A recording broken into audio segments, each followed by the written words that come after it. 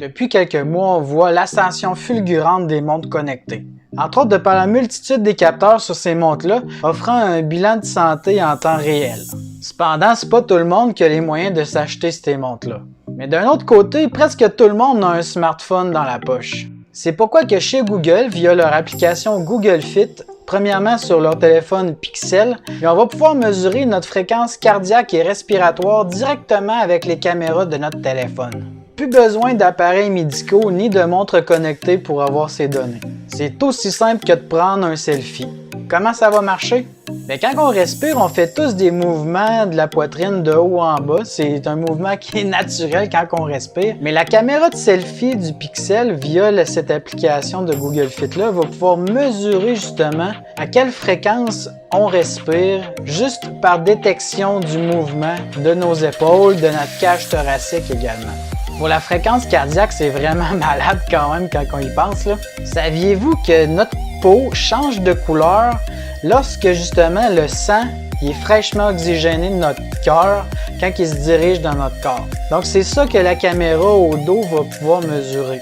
Dans le fond, on va juste avoir besoin de poser notre doigt sur la caméra de dos, puis le flash va s'allumer, puis il va pouvoir remarquer les variations de couleur de quand notre cœur y bat, puis que l'oxygénation est différente. Donc la couleur du sang est différente, puis notre peau change de couleur. C'est vraiment imperceptible à nos yeux, mais la caméra de chez Google est développée pour ça.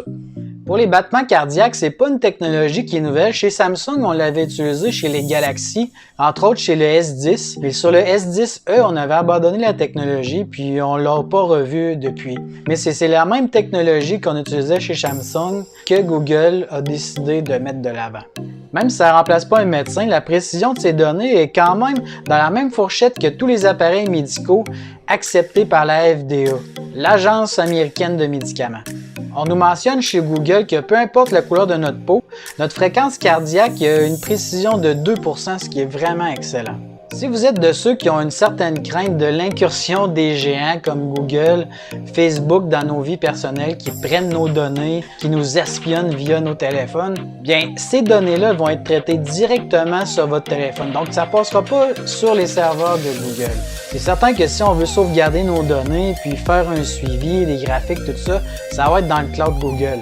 Sauf que pour le simple traitement des données, ça ne passera aucunement sur leur serveur. Donc pas de danger.